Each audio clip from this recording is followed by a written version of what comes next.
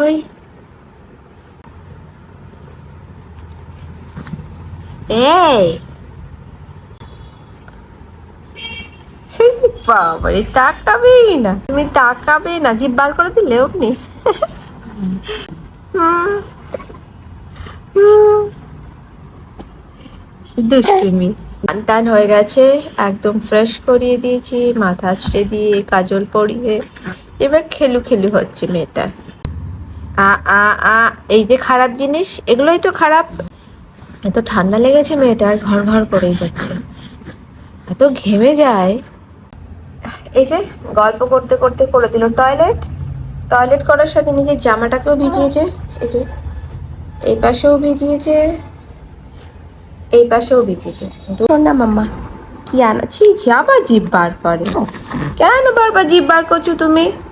পুটু পুটু পুটু পুটু পুটু পুটু।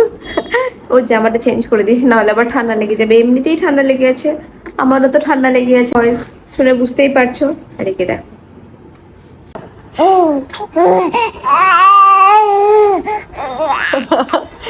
কি হয়েছে, এবার ঘুম পেয়েছে?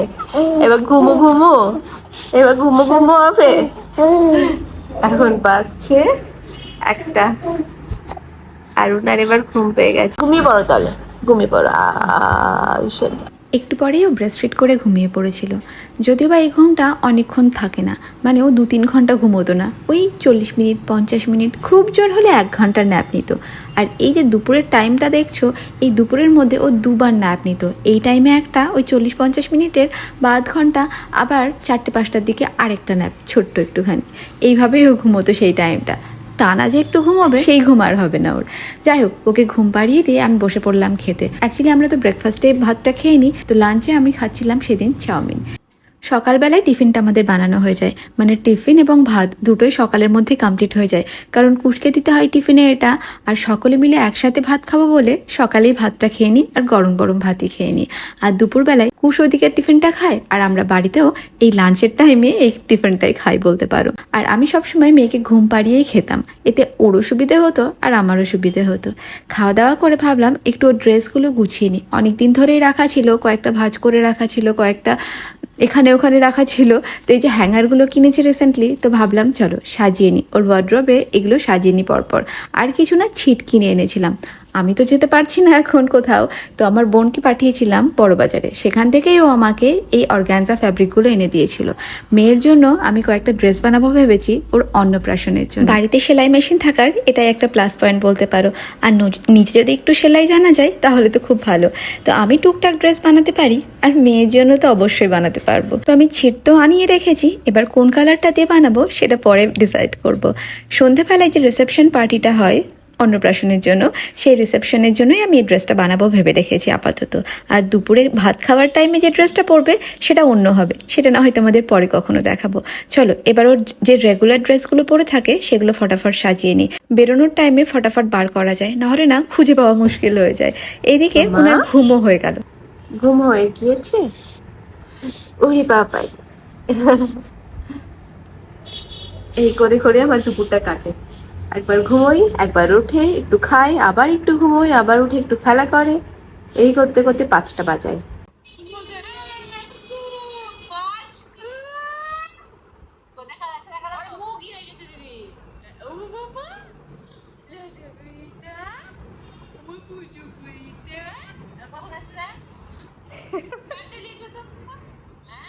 দেখছি দেখছি, বলে দেবো।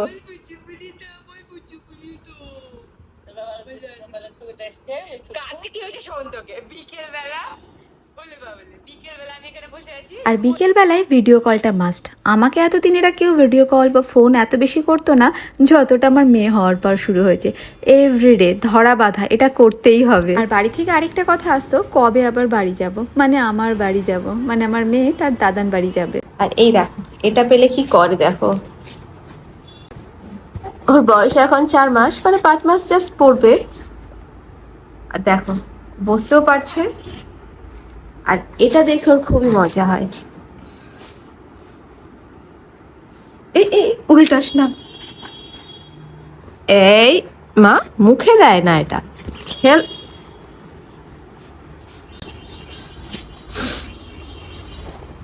আর এই যে সামনে এবার পুতুলটাকে বসিয়ে রেখে দিয়েছি। এবার দেখো কি চেষ্টাই না করছে হামাগুড়ির জন্য। দেখো ওটা এগোবে, ও নেবে ওটাকে। মা, তুই কার ঘাড়ে চেপেছিস সোনাই? ছেড়ে দিচ্ছি। কার ঘাড়ে চেপেছো মা? সে হ্যাঁ, মুখে হাত দাও, লালা ঝোলাগুলো বাবার মাথায় লাগিয়ে দাও। হ্যাঁ, গুড গুড জব মামা, গুড জব মামা। কার ঘাড়ে চেপেছো তুমি? বাবার ঘাড়ে চেপেছো? হ্যাঁ।